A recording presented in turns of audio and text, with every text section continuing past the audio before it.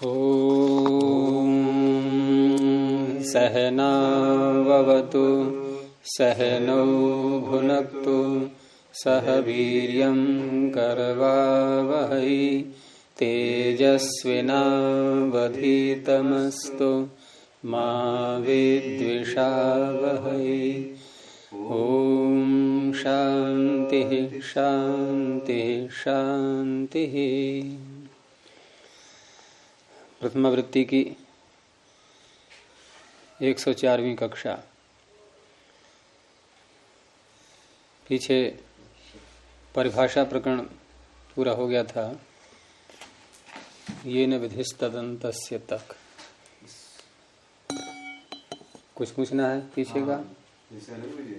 सो अन्ते तदंत ना यस्य वह अंत में है जिसका, ये वह क्या है? विशेषण। और ये अच्छा वह सा वह मतलब विशेषण। वह विशेषण अंत में जी। जैसे एरज जी जी ई धातु से। ई क्या है? धातु का विशेषण है बस। अब क्या बोलेंगे? ई धातु से नहीं, ई अंत में है जिसके, उस धातु से। बदल गया अर्थ। यही काम है सूत्र का। बस ये सूत्र का काम क्या है कि जहां विशेषण बन रहा है कोई, साथ में अल भी होना चाहिए वो, तो वह विशेषण नहीं रहेगा। विशेषण तो रहेगा लेकिन अंत शब्द जुड़ने के साथ बनेगा अब विशेषण वो। तो ई धातु से न बोल करके ई अंत वाली धातु से ऐसे बोलेंगे। इवर्णांतात धातो हो अच प्रत्यय होती। हाँ अगर अनेकाल हो तो फिर ये सूत्र नहीं लगेगा। हाँ, आप लगाओ कहीं पर, पहले स्थिति दिखाओ। पहले कहाँ पर नहीं लगेगा, कहाँ नहीं लगेगा, कोई उदाहरण दो पहले। जैसे कल आपने हाँ, जैसे मैंने उदाहरण दिया था कि स्थेश भास पिस कस, और साथ में पीछे धातु भी आ रहा है। हाँ जी। तो धातु कौन सी उसमें गिना दी गई। जैसे गाय कौन सी? काली। तो काली क्या बन गया? विशेषण। तो धातु कौन सी? स्था आस इत्यादि, ये बन गए विशेषण। तो यहां भी हम अंत बोलें क्या? कि स्था अंत में हो जिसके, ऐसी धातु से वरस प्रत्यय होता है, बन जाएगा। क्योंकि ये अल विधि नहीं है, ये अल नहीं है। और आपका क्या कहना था भ्राजभास में? उसमें दो चीजें हैं। आप कहाँ नहीं लगेगा बोल रही हो। उस सूत्र को पहले देखो क्या कहता है। दो बातें हैं उसमें, धातुएं भी गिनी गई हैं और कुछ और भी है, कुछ और भी है। तो कहाँ नहीं लगेगा दोनों बातों में से? क्योंकि स्था वृश्य भ्रस्य सृज मृज यज राज भ्राज, ये तो नाम गिना दिए गए। आगे छ और श, ये तो अल आ गए, यहां लगेगा। क्यों? किसके बनेंगे विशेषण? ये इनके अंत के पद से आ रहा है। इनके अंत का क्या? मैंने कहा किसके बनेंगे विशेषण? यानी छ कौन? पद। तो छ पद, तो छ पद नहीं बोलेंगे अब, छकारांत पद। श पद, शकारांत पद, अंत बोलेंगे अब साथ में। इनके स्थान में, इनके स्थान में षष्ठी है ना पदस्य। तो वृश्य भ्रस्य सृज मृज यज राज भ्राज, ये अल नहीं है। तो यहां हम अंत नहीं जोड़ेंगे कि वृक्ष अंत में हो जिसके ऐसे पद के स्थान में, भ्रस्य अंत में हो जिसके ऐसे पद के स्थान में, ऐसे नहीं बोलेंगे। लेकिन छ और श आ गए जब, अब बोलेंगे छकार अंत में हो जिसके ऐसे पद के स्थान में।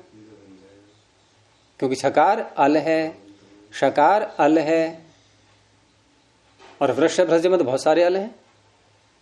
एक अल होना चाहिए। वहां अंत जुड़ेगा। अनेकाल कभी भी विशेषण नहीं बनता। आप बताओ ना, मुझे कहीं दिखाओ तो, तभी तो मैं समझाऊंगा। कोई प्रतिधान लेकर के आओ उसका कि देखो यहाँ है ये अनेकाल, फिर भी बन गया विशेषण, फिर भी अंत जुड़ गया इसमें। अनेकाल विशेषण तो बनता है लेकिन अंत नहीं जुड़ेगा उसमें। धातु वहां भी बोलेंगे, जैसे शेष भाष पिस में धातु वहां भी कहा हमने, तो विशेषण तो है ये, लेकिन अंत तो नहीं बोला वहां। तो इस तरह से ये सूत्र अपना कार्य करता है। जिससे यहाँ धातु लेंगे गुरु, जिस क्या जैसे जैसे है ना, इसमें आपने कहा ना अभी सो अंते यस यस पद से जो अन्य के लेते हैं, तो अन्य आप कोई उदाहरण बताइए पहले कहीं पे बोलते हुए, उसको आधार बनाते हुए। जैसे जया उदाहरण है, ययः जया जयः, हाँ आप बोलिए आप। अब जी इकारांत धातु, इकारांत विशेषण हो गया, धातु इकारांत धातु है जिसका। ये क्या वाक्य बना आपका? नहीं इकारांत नहीं, धातु नहीं, इकारांत है जिसका, ये जिसका ये भी नहीं बना वाक्य आपका? फिर कैसे इसमें बनेगा? इकार अंत में है जिसके, जिसके, हाँ ऐसी धातु से, तो जिसके जिसके जुड़ा ना विशेष्य, हाँ तो अच्छा वो जिसके से धातु के लिए जाएगा, विशेष्य, वो धातु हो या पद हो या अंग हो, ठीक कुछ भी हो सकता है। विशेष लिए जाएगा।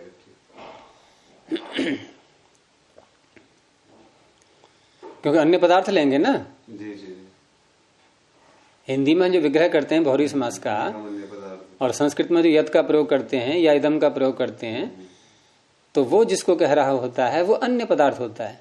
और वो विशेष कि एकारः अन्ते यस्य, तो यस्य कस्य विशेष्यस्य, यस्य विशेष्यस्य, हाँ वो विशेष्य बनेगा।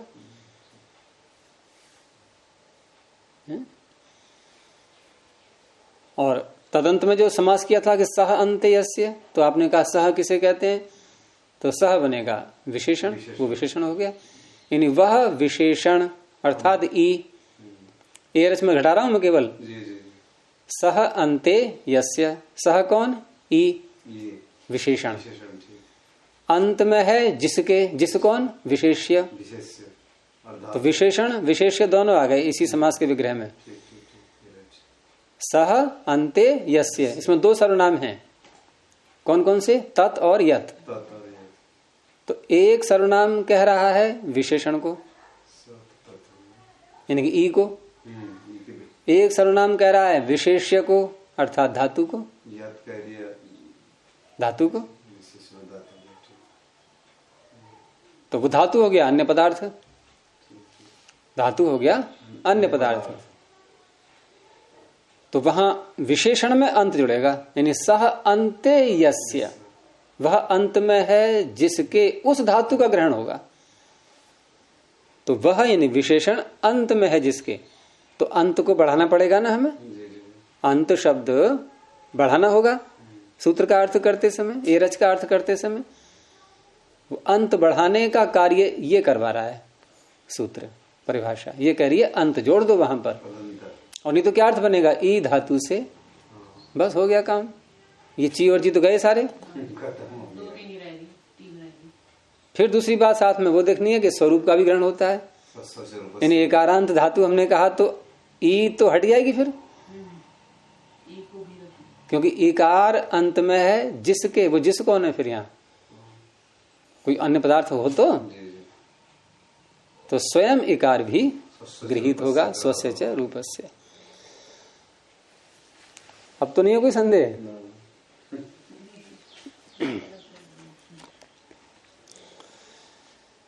आगे 3 सूत्र वृद्ध संज्ञा के हैं अब ये, और वृद्ध संज्ञा किसकी होती है ये इस सूत्र में बताया जा रहा है 72वें सूत्र में। तो वृद्धिर यस्य अचाम आदिश तद वृद्धम, वृद्धि ही प्रथमैक वचनांतम, यस्य षष्ठीक वचनांतम, अचाम षष्ठी बहुवचनांतम, आदि ही प्रथमैक वचनांतम, तत् प्रथमैक वचनांतम वृद्धम प्रथमैक वचनांतम। इसमें 6 पद हैं सूत्र में। और ये षष्ठी किसमें, निर्धारण में या अचाम में? हाँ, निर्धारण में।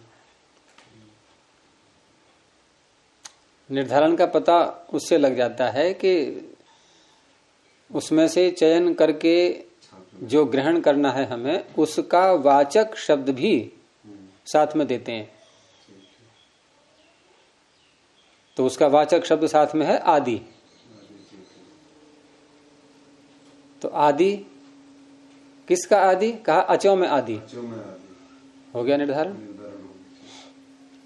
अचाम आदि ही, अचों का आदि। जैसे हम कहें किसी विद्यालय में बहुत से बच्चे हैं, उसमें एक प्रथम श्रेणी में उत्पन्न हुआ है, तो प्रथम श्रेणी वाले को हमने प्रथम शब्द से ही बोल दिया। तो बालका नाम प्रथमः, बालकों में जो प्रथम। तो बालका नाम में षष्ठी कैसे आई? निर्धारण में। सूत्र यतश्च निर्धारणम। और ये 2 विभक्तियां करता है, षष्ठी भी और सप्तमी भी। तो हम यूं भी कह सकते हैं कि बालकेषु प्रथमः, बालकानां प्रथमः, दोनों बन जाएंगे। ऐसे यहां पर भी कह सकते हैं हम अक्षु वृद्धिर्यस्य अक्षुरादि। सूत्र क्या बनेगा? वृद्धिर्यस्याक्षुरादिस् तद्वृद्धम। ठीक है। वृद्ध अक्षु नहीं बनेगा अच का, सप्तमी के बहुवचन में। अच्छा, वृद्धिर्यस्याक्षुरादिस् तद्वृद्धम। सूत्र बदल गया, अर्थ वही है बिल्कुल। अचाम के स्थान पर अक्षु बोल दिया। निर्धारण में षष्ठी और सप्तमी दोनों होती हैं। यतश्च निर्धारणम, तो अक्षु बोलेंगे तो वृद्धिर्यस्य अक्षु आदि। अब इसको मिला दो, वृद्धिर्यस्याक्षुरादिस् तद्वृद्धम। तो सूत्र नहीं बदलना है हमें। पाणिनि ने षष्ठी क्यों ली, कोई मतलब तो होगा? हैं? पाणिनि ने षष्ठी ली है तो कुछ मतलब होगा? 2 में से एक तो लेना ही है आपको। अगर पाणिनि अक्षु ले तब भी आप कहते हैं कुछ तो मतलब होगा। जब दोनों का अर्थ ही है कि तो मतलब क्या है? मतलब तो अर्थ लेना होता है। अर्थ है निर्धारण का, तो वो लेना है, एक तो करना ही है प्रयोग। इसमें समस्त पद एक भी नहीं है, सब बिना समास के हैं, स्वच्छंद, अकेले अकेले। तो अब निर्धारण में जो षष्ठी है उससे हमें पता लग जाएगा कि हम ग्रहण कर किसका रहे हैं, क्योंकि सूत्र बहुत सरल है। ये यस्य अचाम आदि ही वृद्धि है, ये अनुभव हो गया। यस्य कस्य, कोई भी शब्द, शाला माला आदि। इन यस्य शब्दस्य अचाम आदि ही वृद्धि ही। जिस शब्द के अचों में आदि, अब आदि कौन होगा? जब अचों में छांट रहे हैं तो कौन होगा? जैसे हमने कहा बालकेषु बालका नाम प्रथमः, बालकों में प्रथम कौन? बालिका। नाम ले लिया तो बालक ही तो आएगा। तो अचों में आदि कौन? व्यंजन स्वयं ही आएगा, तो कहना नहीं पड़ेगा ना। तो यस्य अचाम आदि ही वृद्धि, जिस शब्द के अचों में आदि अच कैसा हो? वृद्धि ही, वृद्धि हो। वृद्धि हमारे लिए स्पष्ट है, आ आई औ ये हो। जिस शब्द के अचों में पहला अच, अब पहला अच का तात्पर्य यहां पर एकदम पहला वर्ण नहीं देखना है, अचों में पहला अच। जैसे विद्यालय में बालक भी हैं, बालिकाएं भी हैं, और बालिकाओं में भी एक प्रथम है कोई, प्रथम बालिका, बालकों में भी एक प्रथम है, और लाइन से खड़े हैं सब, उसमें कहीं बालिका आ गई, कहीं बालक आ गया, कहीं बालिका आ गई, कहीं बालक आ गया, क्रम नहीं है कोई। अब हमने कहा बालकेषु प्रथमः। अब यहां प्रथम से मैं वो नहीं कह रहा हूं, प्रथम श्रेणी में आया हुआ जो पंक्ति है उसमें क्रम देखेंगे अब हम। तो पंक्ति में क्या था कि पहले बालिका थी, फिर बालक, फिर बालिका, फिर बालक, ऐसे कोई भी क्रम चलता गया। अब हमने कहा बालकेषु प्रथमः, अत्रागच्छ, अत्रागच्छतु। बालकों में जो पहला बालक है वो इधर आ जाए। अब पंक्ति में बालक बालिकाएं सब खड़ी हुई हैं। अब उसमें से बालकों में से प्रथम बालक को बुलाया, लेकिन प्रथम संख्या पे आ रही थी लड़की बालिका, उसको ले देंगे तो ये वाक्य सार्थक बनेगा क्या? होगा। बालकों में जो प्रथम है, भले ही इस क्रम में बालिका पहले है, कैसे भंग होगा? लेकिन वही तो आएगा जो बालकों में प्रथम है। वो भले ही तो नंबर 2 पे आ रहा हो, जी। नंबर 2 पर आने पर भी बालकों में प्रथम है वो। ऐसे ही शाला, अचों में आदि, कितने अच हैं शाला में? 2। और उसमें आदि, शकार का आकार, जबकि हम क्रम से देखें तो शकार आदि में है, ये तो लेकिन अचों में आदि शकार नहीं है। आदि, सपर, विद्यमानाकार। और कुछ ऐसे भी हो सकते हैं जैसे आचार्य, कितने अच हैं इसमें? 3। अचों में आदि अच कौन सा है? आ, और वो क्रम में भी आदि में है। तो क्रम में क्या है पहला, मतलब स्वरूप में जो पहला क्या है हमें उसको नहीं देखना है, जिनकी छंटनी कर रहे हैं उनमें प्रथम कौन है ये देखना है, जिससे कि शाला में भ्रांति न होने लगे हमें। क्योंकि शाला में कहेंगे अरे तो शकार आदि में है, अच आदि में कहाँ है यहाँ? तो अच आदि में नहीं देखना है, अचों में आदि अच देखना है। सारे वर्णों में अच आदि में हो ये नहीं, केवल अचों में जो आदि हो। वो व्यवस्था बेशक अव्यवस्था क्यों ना। ठीक है। तो यस्य शब्दस्य अर्थात समुदायस्य अचाम मध्ये आदि ही अच वृद्धि अर्थात वृद्धि संज्ञको भवति। तस्य समुदायस्य, तस्य शब्दस्य, उस पूरे शब्द की, अब पूरा शब्द ले लिया। जैसे वो पंक्ति मैंने बताई थी आपको बच्चों की, अब हम उसको यूं कह सकते हैं कि बालकों में प्रथम बालक यदि बुद्धिमान है, एक अभ्युगम मान कल्पना करके वैसे, तो पूरी पंक्ति बुद्धिमान है, पूरी पंक्ति योग्य है। पूरी पंक्ति का नाम हमने दे दिया तो पूरा समुदाय आ गया। पूरी पंक्ति क्यों दे दिया? कि बालकों में प्रथम बहुत बुद्धिमान था, तो पूरी पंक्ति योग्य है। ऐसे ही जिस शब्द के अचों में पहला अच वृद्धि है तो पूरे शब्द का नाम वृद्ध हो जाएगा। बस ये कार्य करता है ये सूत्र। आचार्य वृद्ध है, शाला वृद्ध है।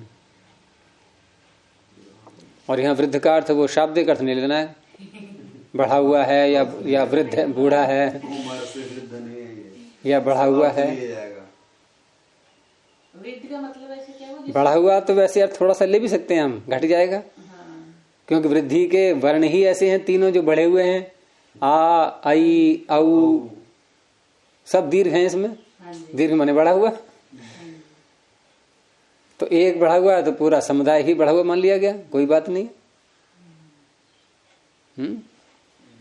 तो एक श्लोक भी आता है ना कि वृद्ध वो नहीं है जो उम्र में बड़ा है, जो न तेने पड़े तो वृद्ध है, इस तरह से आता है। तो शालीय मालीय पीछे हम देख ही चुके हैं सिद्धियां प्रथम सूत्र में, और वहां केवल इस सूत्र में जब वृद्ध संज्ञा की थी तो वृद्ध संज्ञा होने से जो अण प्रत्यय की प्राप्ति हो रही थी तत्र भवः से, वो न हो करके अपवाद छ प्रत्यय हो गया। यदि इसकी वृद्ध संज्ञा न होती तो अण प्रत्यय होता, फिर क्या बनता? शालायाम भवः शालह बनता, फिर शालिया नहीं बनता, शालह बनता। तो वृद्ध संज्ञा होने छ प्रत्यय हो जाएगा, छ को ई होकर के शालीय मालीय। हाँ जी, अन प्रत्यय आया था, फिर वृद्ध संज्ञा अन प्रत्यय की प्राप्ति हो रही थी जी। उसका अपवाद छ प्रत्यय हो गया, केवल इसलिए कि इसका नाम वृद्ध हो गया जी। आगे दिया है औपगवीय कापटवीय। शालीय मालीय का अर्थ क्या है? शाला में होने वाला है, माला में होने वाला मोती आदि, शाला में होने वाला कोई प्राणी आदि। और औपगवीय और कापटवीय, यहां पहले हम औपगव और कापटव शब्द बना लेंगे, और प्रथम सूत्र में हो ही चुके हैं ये। उपगु से उपगु की संतान, उसको कहने के लिए औपगवः बन जाएगा। और कपटु, कपटु की संतान कापटव, ये बन जाएगा।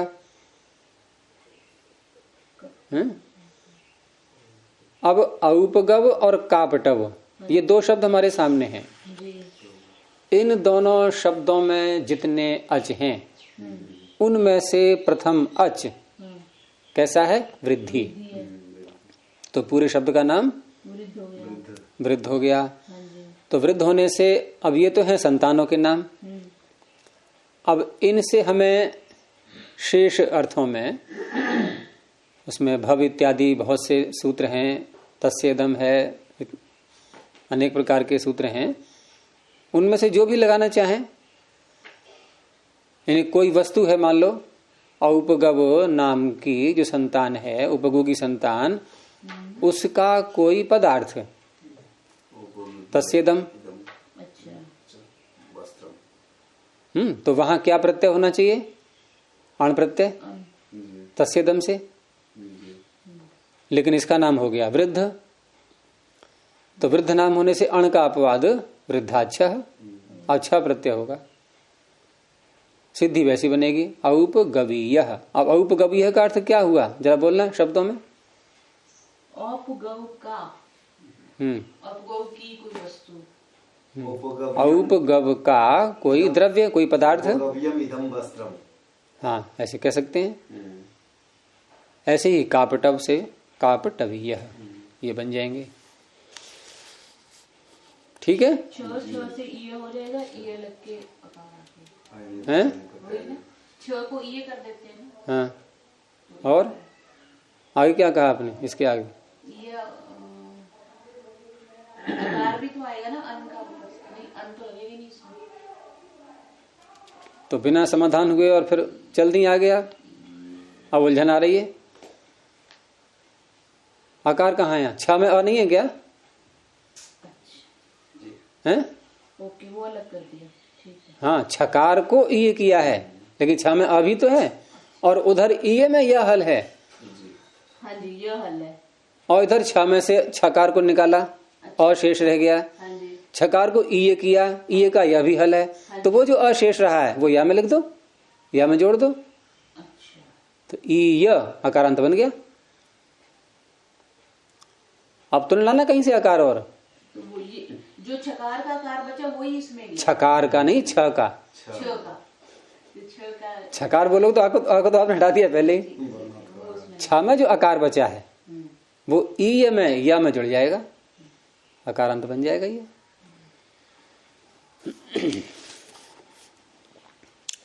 तो ये तो सूत्र अलग हो गया, और इसकी शर्त भी बड़ी विचित्र है कि अचों में आदि अच वृद्धि होना चाहिए, तो ये वृद्ध संज्ञा करेगा।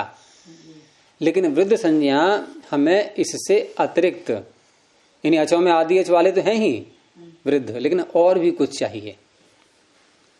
और भी जो होंगे वो स्पष्ट है कि अचों में आदि अच वाले तो नहीं होंगे, वो नहीं तो पूर्व सूत्र ही काम कर देता। वो कुछ अन्य प्रकार के शब्द होंगे, उनका भी नाम वृद्ध रखना है। ठीक है, और वृद्ध नाम क्यों रखना है कि वृद्धाच्छः सूत्र लगाना है, हमें छह प्रत्यय लाना है। उसके लिए फिर अगला सूत्र, अगले दोनों सूत्र वो इसी प्रकार के हैं। तो आगे है त्यदादीनि च, त्यदादीनि प्रथमा बहुवचनांतम च अव्यपदम।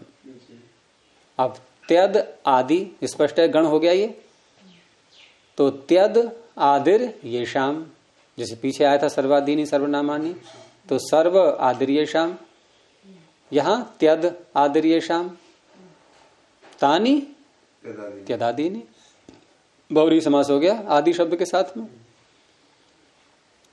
तो त्यदादि का अर्थ क्या हो गया? त्यद पहला शब्द है और कुछ और भी शब्द हैं, वो सब पूरा समुदाय मिला करके त्यदादि हो गया। अब ऊपर से वृद्धम की आ रही है अनुवृत्ति। अब वो मत प्रकरण ले आना स्वम रूपम वाला कहीं, इसमें वो समाप्त हो चुका है। पीछे चला गया। मेरा इसमें लग रहा था गुरुजी की वृद्धि में भी तो थोड़ा सा स्वम रूपम आया ही। कैसे कैसे आया?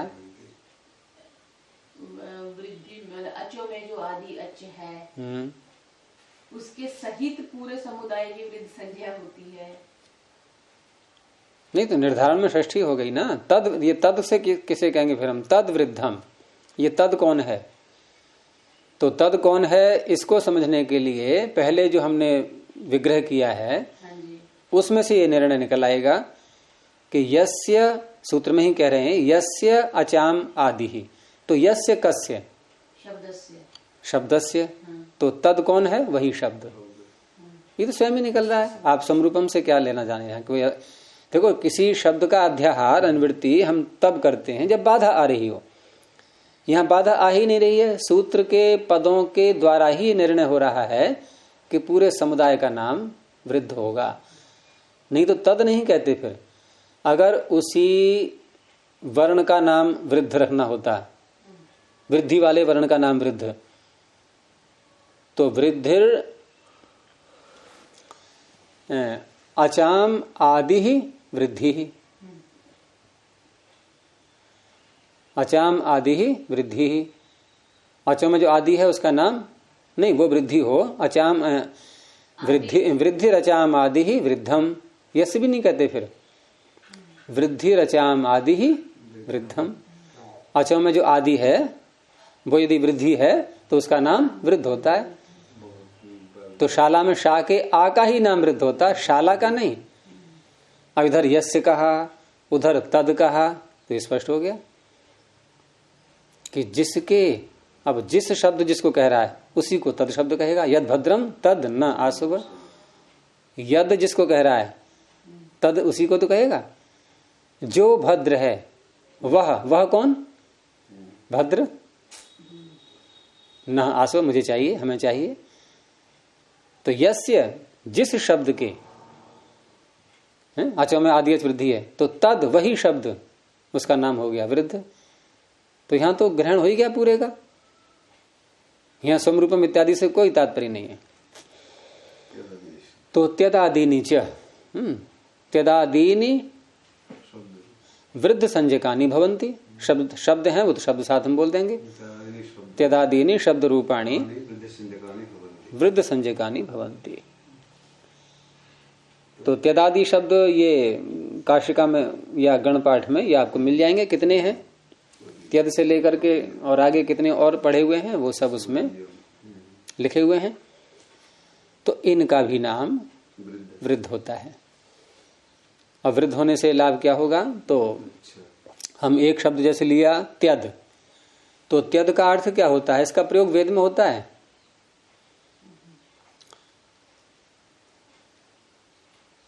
ऐसे ही एक शब्द त्वद भी है। त्वद नहीं, त्वदीयम तो और प्रकार से बनेगा। त्वदीयम में तो आप आदेश करेंगे।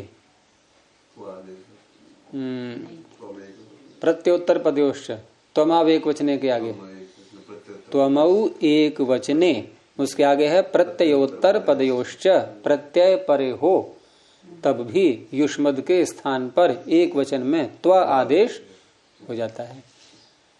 त्वदीय ऐसे बनेंगे। लेकिन केवल त्वद शब्द अलग से भी है। मंत्र सुना होगा आपने वेद में, उतत्वः पश्यन् न ददर्शवाचम, उतत्वः शृण्वन् न शृणोत्येन, उतो त्वस्मै त्वस्मै तन्वं विसस्रे जाएव पत्य उशति सुवासाः। तो 3 बार आया है इसमें त्वत् शब्द, त्वई नहीं त्वत्। तो त्वत् का रूप चलता है जो त्वह त्वऊ त्वे ऐसे करके, जैसे सहतउते। और अर्थ क्या होता है इसका? कोई। क्योंकि वहां क्या है? उतत्वः पश्यन्, कोई ऐसा होता है जो देखते हुए भी नहीं देखता। कोई ऐसा होता है जो सुनते हुए भी नहीं सुनता। और कोई ऐसा होता है जिसके सामने ये वाणी अपना सारा स्वरूप खोल के रख देती है। 3 बातें कही हैं उसमें मंत्र में। ये मंत्र बहुत प्रसिद्ध है, नृत्य में भी आया हुआ है। नृत्य में व्यास के नहीं व्याख्या की है उसकी। उतो त्वस्मयी तन्वम विसस्रे, सारा स्वरूप, वाणी नहीं परमात्मा, या वाणी को भी ले लो आप, सब चीज आ जाती है उसमें। और वहां विद्या की प्रशंसा में ही ये दिया हुआ है मंत्र, विद्या की प्रशंसा जहां की गई। जो विद्या नहीं जानता है, जो शास्त्र नहीं जानता है, तो उसको कहा गया स्थाणुरयम भार हर किलाभूत, ये केवल स्थाणु के समान है। जैसे वो होता है ना मचान, नहीं ठूठ नहीं, स्थाणु जैसे मकान बनाते हैं तो स्तंभ होता है नहीं, और उसके ऊपर लेंटर वगैरह या जो भी चीज डाल दी, भार आ गया उसके ऊपर। अब भार हो गया, अब भार तो बहुत तेरा है उसके ऊपर, लेकिन वो उससे मतलब कुछ नहीं उसको। तो हमने शास्त्रों का भार तो बहुत रख लिया अपने ऊपर, याद कर लिए, सब कुछ कर लिया, पढ़ लिया, समझा कुछ भी नहीं, तो हम स्थाणु की तरह हैं। और दूसरा है यो अर्थज्ञ इत सकलम भद्रम अश्नुते, हम केवल शब्द को न जाने, शब्द के अर्थ को पकड़ें। तो जो अर्थ का ज्ञाता होता है वो सारा कल्याण प्राप्त कर लेता है। नाकम एति ज्ञान विधूत पापमा, वो ज्ञान से अपने पापों को नष्ट करके और सीधा कहां पहुंचता है? नाकम, सीधा नाक में घुस जाता है। ठीक है ना? ये न देवरुग्रा पृथ्वी च दृढ़ा, ये न स्वस्थभितम, ये न नाका, ये वही नाक है, उस नाक में घुस जाता है सीधा वो। तो अगर नाक में घुसना है तो अर्थ का ज्ञान करना पड़ेगा, अर्थज्ञ, तो वो नाक है मोक्ष। तो कहाँ चल रहे थे हम? तो हाँ, तो त्वद शब्द भी जैसे होता है, ऐसे ही मैंने कहा एक होता है त्यद शब्द। तो त्वद का तो अर्थ होता है कोई, और त्यद का अर्थ होता है जो तद का अर्थ है, वह नहीं, वह। ये चंडीगढ़ की भाषा नहीं है। वह। अब इसके रूप कैसे लेंगे, जरा बोलना प्रथमा व्यक्ति में।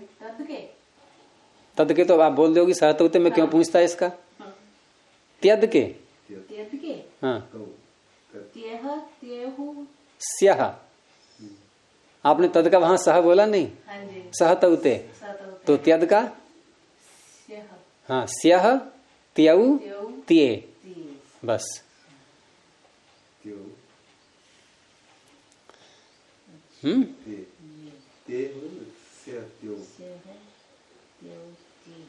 अरे सहतवते है नहीं है, तदोसह सावनंत्यो हो, तकार दकार को सकार करना ही होता है, केवल एक वचन में सुप्रत्यय पर रहते, और जगह नहीं होगा। आप सहतवते के रूप सारे बोल दो तो ये सकार कहाँ हुआ है? केवल प्रथमा व्यक्ति के एक वचन में, और सर्वत्र तकार ही रहा है। आप बोल के देख लेना कहीं भी। तो त्यदादि गण में पहला शब्द क्या है? त्यद। तो हमने पहले उसी को ले लिया, और भी है उसमें, है तद भी उसी में आ रहा है। त्यदादि गण में तद भी आ रहा है, एतद भी आ रहा है, युष्मद अस्मद भी आ रहे हैं, ये सब आ रहे हैं, कई शब्द हैं उसमें सर्वनाम शब्दों में से। तो यहां भी तत्र भवः आदि जो अर्थ हैं, या तस्येदम इत्यादि, यहां तस्येदम ज्यादा घटेगा, तो उसमें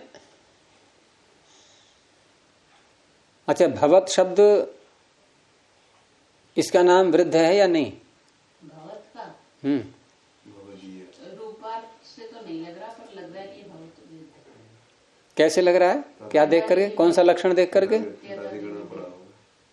मेरा प्रश्न है कि भवत शब्द वृद्ध है, ये कैसे पता लग रहा है? क्या देख करके? रन देख करके। रन? गन। गन? हाँ जी। गन क्या होती है? बंदूक? रूप देख। प्रश्न क्या था मेरा? ये कैसे पता चल रहा है कि ये वृद्ध होना चाहिए? रूप देख। तो क्या देखा आपने? रूप से देखा। कौन सा रूप? भवदीय देख करके आप कहती तो बात भी सही थी कि भवदीय में ईय दिख रहा है, छ प्रत्यय दिख रहा है, इसलिए इसको वृद्ध होना चाहिए। ये कहते तो बात भी सही थी। तो ठीक है कि भवदीय में ईय दिख रहा है, फिर भी वृद्ध नहीं है ये। यहां छ करने के लिए सूत्र अलग है। भवतष्ठक छसौ, उसी के वृद्धा छ के आगे है। भवतः ठक छसौ, ठक और छस, यहां छस प्रत्यय है, छ नहीं है, छस है।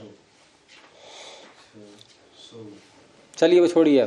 तो त्यद शब्द में हम तस्येदम इस अर्थ में कौन सा प्रत्यय आना चाहिए? अण। लेकिन इस सूत्र ने क्या कर दिया? वृद्ध संज्ञा। तो अब कौन सा आएगा? छ। अपवाद हो गया उसका। तो इसका विग्रह कैसे करेंगे? जैसे शालिया का विग्रह कैसे किया था? शालायाम भवः। त्यदीय शब्द का विग्रह कैसे करेंगे? अच्छा पीछे वाला भी देख लो। जैसे औपगवीयः, इसका विग्रह कैसे किया था? औपगवस्य इदम। पकड़ नहीं रहे बात को भी आप। औपगवस्य इदम, वहां कहा था शालायाम भवः, वहां भव अर्थ में किया, यहां इदम अर्थ में किया। ऐसे ही त्यदीय, इसका विग्रह क्या होगा? षष्ठी लाओ पहले। त्यद में तद का क्या बनता है षष्ठी में? तस्य। और त्यद का? त्यस्य। क्या आपने तद का षष्ठी में तदस्य बोला था? एक पहले वाली। तो त्यस्य इदम त्यदीयम। तो त्यद नस और इदम अर्थ में छ। तो त्यद नस छ, पहले प्रातिपदिक संज्ञा, नस को हटा दिया, त्यद और छ। छ को हो गया ईय, भसंज्ञा होगी क्योंकि आजादी प्रत्यय है। तो भसंज्ञा होने से परिणाम क्या निकला? आप बताइए अब सोच करके। त्यद और ईय, यहां दो संज्ञाएं हो सकती हैं, पद या भ। कौन सी होगी? भ होगी। भ संज्ञा होने से परिणाम क्या निकला? क्योंकि त्यद है, ई है, मिला दो त्यदीय, कुछ भी नहीं हुआ। क्या हो सकता है इसका उत्तर? नहीं दे मिलेगा उत्तर, मैं देता हूं। यदि भ संज्ञा न होती तो क्या होता? सीधी सी बात है, पद संज्ञा होती, एक अवश्य होनी है। यचिभम सूत्र न होता, भ संज्ञा न होती तो पद संज्ञा होती, और पद संज्ञा होती तो त्यद का दकार पद के अंत में ही तो होता। त्यद का दकार पद के अंत में ही होता। वैसे यहां तो खैर अंतर नहीं पड़ेगा, क्योंकि अगर कोई तकारांत शब्द होता तब तो झलाम शोनते लग जाता। यहां तो पहले से ही दकार है, कोई अंतर नहीं पड़ेगा, भसंज्ञा हो या न हो। ठीक है, क्योंकि भसंज्ञा हो करके पद संज्ञा रुकती है, ये भी उद्देश्य होता है इसका। तो पद संज्ञा वाले कार्य नहीं हो पाते हैं, फिर यहां तो कोई प्राप्ति ही नहीं है ऐसा। तो त्यदीय बन गया शब्द ये। आगे फिर तो फिर क्या होता? मतलब बस झलाम अंत लग जाता है। झलाम अंत लग जाता। हाँ, लेकिन करता कि यहाँ तो पहले ही जश है, यहाँ तो पहले से ही जश है। अच्छा, यहाँ तो पहले ही जश है। तो त्यदीय शब्द बन गया मूल। अब इसके आगे आप विशेषण किसी का बनेगा, ये वस्तु जैसी भी है, मान लो कोई ग्रंथ रखा है तो त्यदीय। पुस्तक रखी है, पुस्तक नाम बोलना है, त्यदीयम पुस्तकम है। कोई अन्य स्त्रीलिंग का कोई पदार्थ है किसी का तो त्यदीया। तो ये बन जाएंगे, विशेष के अनुसार विशेषण बनेगा ये, उसके अनुसार लिंग वचन हो जाएंगे और विभक्ति हो जाएगी। ऐसे ही तदीयम, तदीयम का विग्रह करिए अब सुकामा जी। तदीयम अच्छा, तदीयम का क्या किया था? इदम लगा के त्यस्य इदम, त्यस्य इदम और तदीयम का त्यस्य इदम। वाह भाई वाह। अब तस्य रूप नहीं बोल रहा इतना सरल, तस्य इदम तदीयम। तस्य इदम। यहाँ त्यस्य क्यों मुंह से निकल रहा है आपके, जब मैं तदीयम का पूछ रहा हूं तो? आपने तदीयम बोला ना, वो तो हो गया, अब मैंने कहा तदीयम का। तदीयम का पूछा है। हाँ। मेरे दिमाग में वही चल रहा था। तो तस्य इदम, तस्य इदम। और विचित्र बात क्या है कि सूत्र भी वही है जिससे यहाँ अण प्रत्यय की प्राप्ति हो रही है। हाँ जी। क्या है सूत्र? अन प्राप्ति तस्य इदम, तस्य इदम सूत्र ही है तस्य इदम, तस्य इदम। हाँ जी। और विग्रह भी, तस्य इदम हो रहा है। तो उसका अपवाद आ गया वृद्धाच्छ, छह प्रत्यय हो गया तदीयम। ये श्लोक आता है ना, त्वदीयम वस्तु गोविंदम तुभ्यम एव समर्पये, समर्पये उत्तम पुरुष का एक वचन। तो त्वदीयम वस्तु गोविंदम, त्वदीयम यही तो है ये, नहीं वहां त्वद से बना है, वो वहां त्वद से बना है। त्वदीयम वस्तु गोविंदम, ये त्यद है, क्योंकि त्वद नहीं, त्वद शब्द से नहीं, वो तो युष्मद का है, वो युष्मद को त्व आदेश हुआ है। अच्छा। त्वदीयम वस्तु गोविंदम, तो तदीयम हो गया। ऐसे ही ए तदीयम का विग्रह शीघ्रता से एतस्य इदम, अभी पकड़ में नहीं आता, एतस्य इदम एतदीयम। चलें आगे, अब ऐसे ही बन जाएंगे सारे शब्द हैं, और सीधे युष्मद अस्मद से बन जाता, युष्मदीयम अस्मदीयम, और एक वचन में त्वदीयम मदीयम, बहुवचन में होगा युष्मदीयम अस्मदीयम।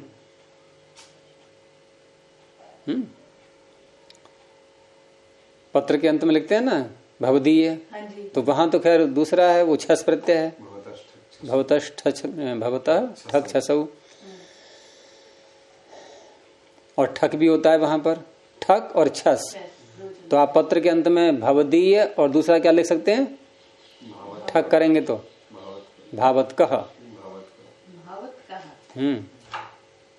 भवदीय और भावत क दो बनते हैं, ठक करेंगे तो भावत क, ठक का हो जाएगा ईसुसुक्तान्तात कह, इसका अलग सूत्र है।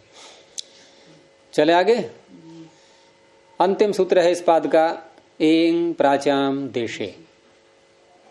एंग प्रथम एक वचनांतम, प्राचाम षष्ठी बहुवचनांतम, देशे सप्तम एक वचनांतम।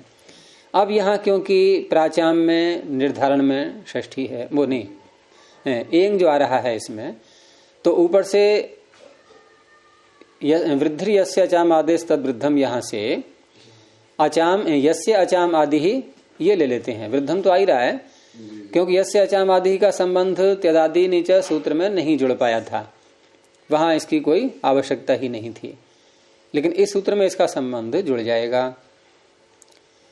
तो जैसे वहां था यस्य अचाम आदि ही, क्या क्या था वहां, यस्य अचाम आदि ही, जिसके अचों का आदि क्या,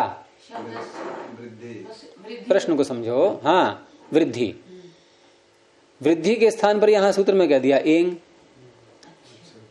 अब क्या बन गया सूत्र, एंग यस्य अचाम आदि ही, वहां था वृद्धि यस्य अचाम आदि ही, वृद्धि के स्थान पर एंग पढ़ दिया है, अर्थ स्पष्ट हो गया होगा।